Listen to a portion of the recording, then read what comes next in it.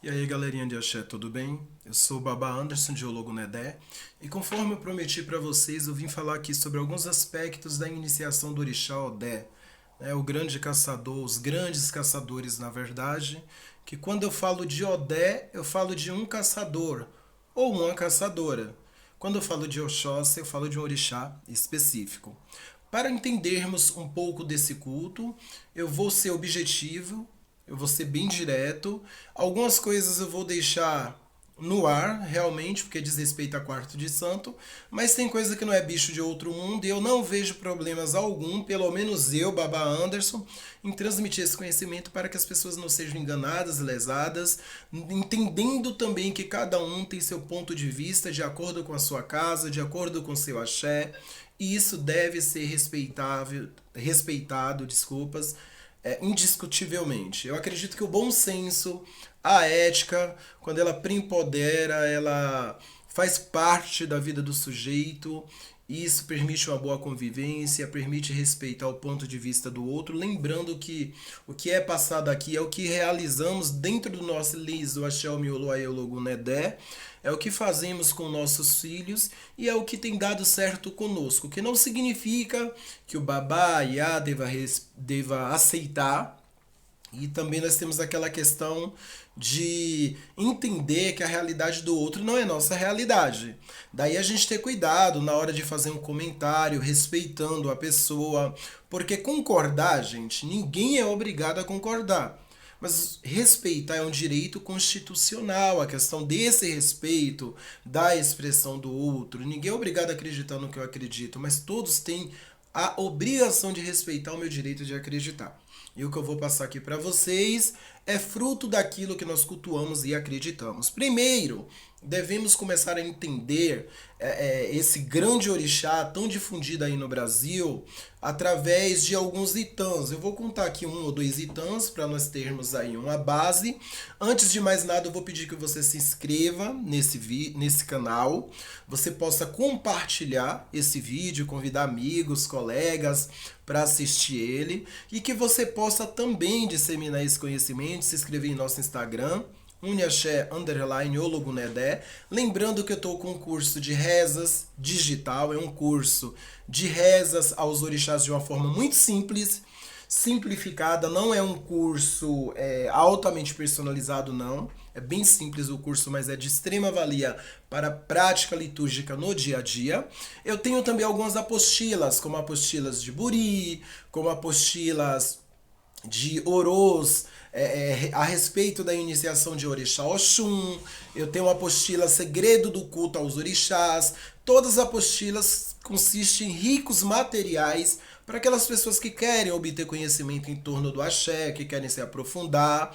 Claro, a gente sempre respeitando e preservando os valores, porque eu tenho a minha maneira de filtrar a disponibilidade desse material àqueles que criticam. Ai, mas o babá vendendo a apostila.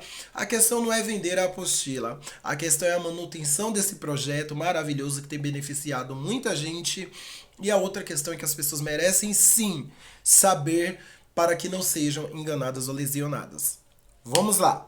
Primeiramente, devemos entender como foi que Oxóssi se tornou tão respeitado. Ali no reino de Odudua ocorria uma festa, a festa do Inhame. Todos os orixás se faziam presentes. As grandes senhoras Iamins, segundo conta o dito Itã, enviou um pássaro para destruir aquela cidade. Aquele pássaro que sobrevoava Ileifé, ou Ileife, como alguns chamam, provocou uma grande destruição. Logo, Odudua convocou os melhores caçadores para que pudessem destruir aquele pássaro. O primeiro convocado foi um caçador chamado Axotogun, o caçador das 20 flechas. Axotogun tentou matar aquele pássaro e não conseguiu, infelizmente. O segundo convocado foi o caçador das 40 flechas de Maré, o de Imaré, como alguns costumam pronunciar, né? Chamado Oxotossi. Esse caçador também não conseguiu matar esse pássaro. O terceiro caçador convocado foi um grande caçador que residia ali nas imediações de Ilaré, conhecido como a tribo de Ilaré, né? Esse caçador, muito renomado, conhecido como caçador das 50 flechas, ele também não conseguiu matar esse pássaro. Em Iremã habitava um jovem caçador muito conhecido como Oxotocanxoxô, o caçador de uma flecha só. Esse foi convocado, embora a cidade já não tinha aquela esperança que a coisa ia melhorar. A mãe desse caçador foi consultar um babalaô pedindo misericórdia porque ela tinha um mau pressentimento e sentia que esse filho estava em perigo. O babalaô falou o seguinte: olha, é necessário oferendar, sacrificar, porque o seu filho está indo de encontro com a morte. Ali essa mãe desse caçador, Xotocanxoxô, fez o sacrifício para as Iamins, para as Iás, conforme a orientação do babalaô. Ela oferendou pasta de inhame com milho vermelho. E durante aquela oferenda, que continha também uma galinha, ao abrir o peito dessa galinha, ela pronunciou que o peito daquele pássaro pudesse receber como oferenda o que ela estava oferecendo.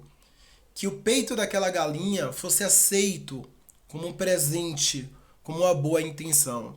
Nesse momento, sentindo o impacto energético, sentindo a influência daquela magia que o babalaô havia ensinado, o pássaro abriu seu peito de forma que, assim que o Oxotocanxoxô soltou a sua flecha, ele foi atingido em cheio, caindo em um determinado lugar da cidade, e toda a comunidade começou a festejar, né?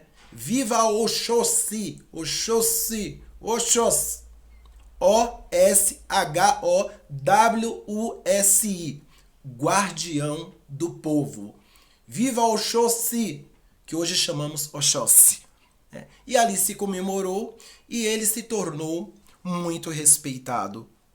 Outro Itã diz que Oxóssi saiu para caçar, Oxum teve maus pressentimentos.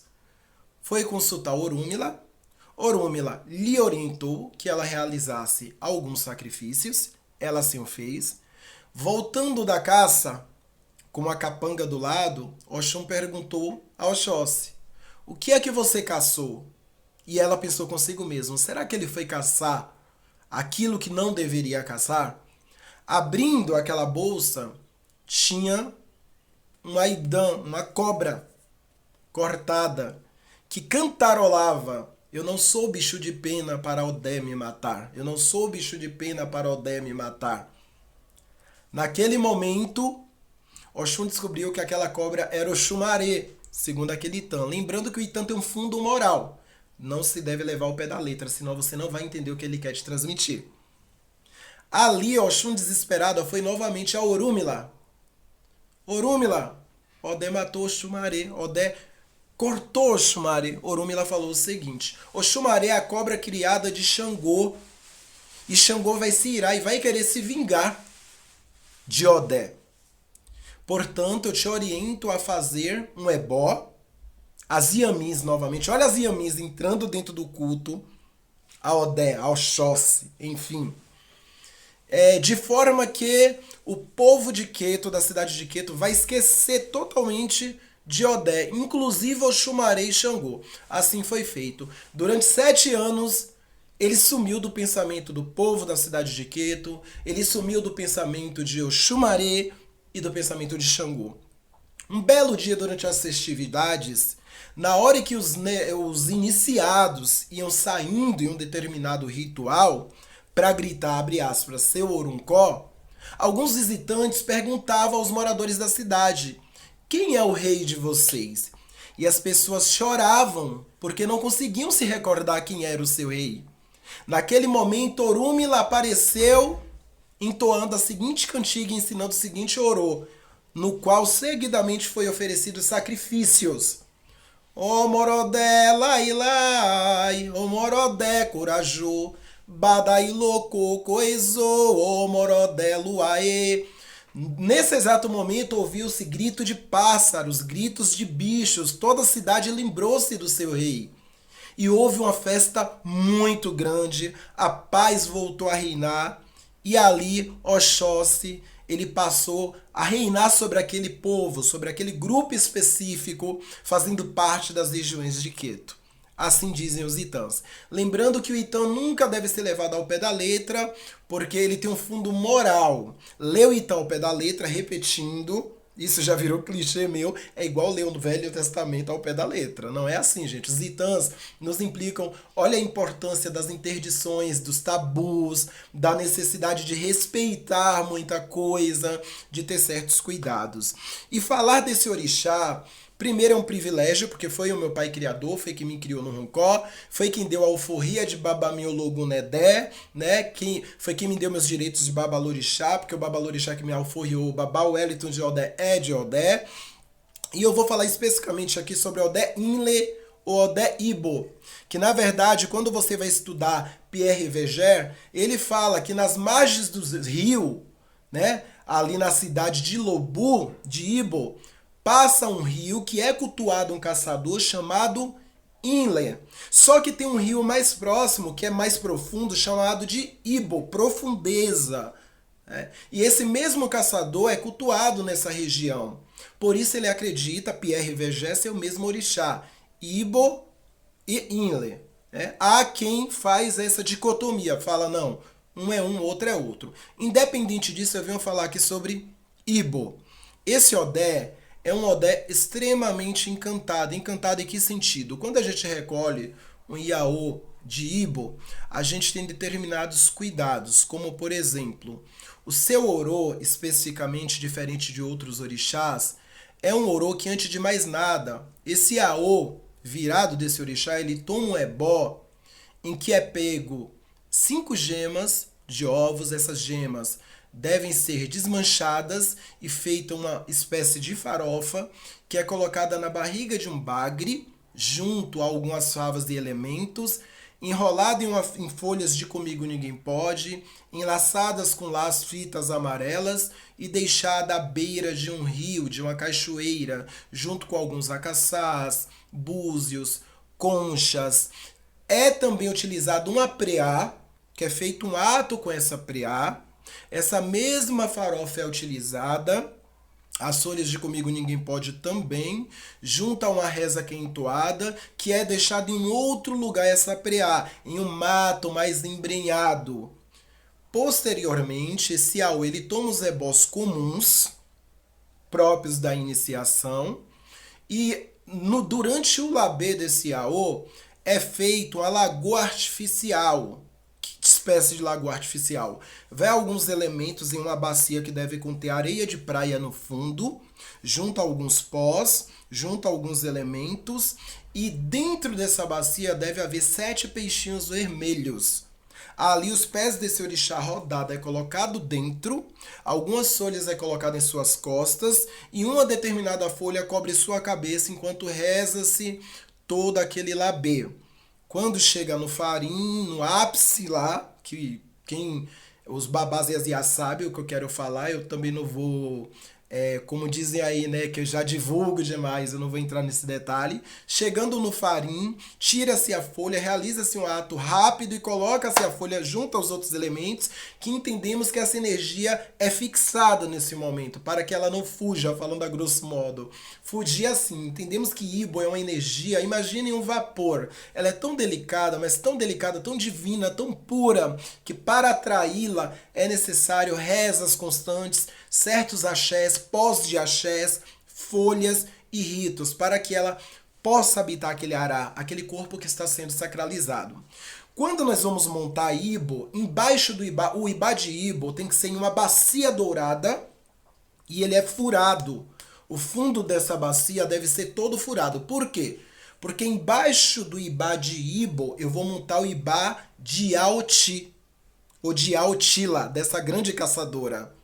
O que é que eu faço? Eu monto o Ibá de Altila, dentro desse Ibá de Altila tem que ter um otá e um ofá dourado por cima, sempre submerso em água, sempre. Em cima do ibá de Aotila eu coloco a bacia branca já perfurada e dentro eu vou colocar os utensílios, os artefatos próprios do ibá de Ibo, que aí vai o olho de boi, vai o chifre de boi, chifre de viado, aí vai os dentes de cavalo, aí vai o eruquerê, aí vai a maçã do boi, vários elementos que são próprios do ibá de Ibo.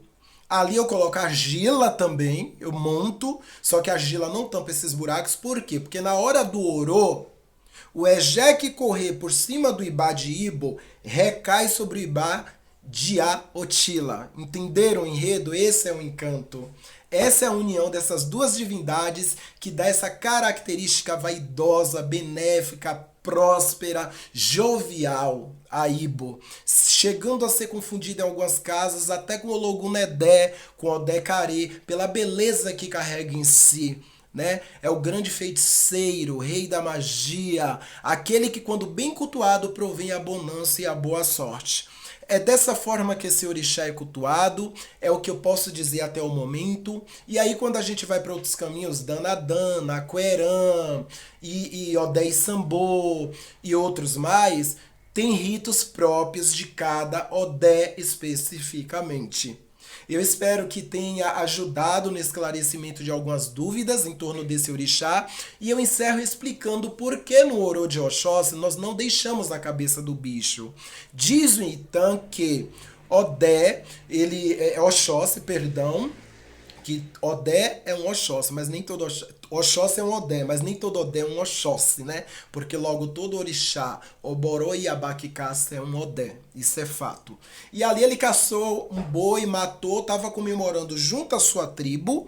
Ele colocou a cabeça do boi em um madeiro na entrada da cidade e a tribo vizinha tramou para invadir sua cidade e destruir durante a festa a casa do povo, enfim, prejudicar aquele povo.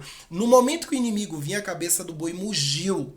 Ali Oxóssi se armou com os seus e derrotou a tribo vizinha que queria lhe destruir. Daí por diante ele prometeu que a cabeça do bicho não entraria em seu culto.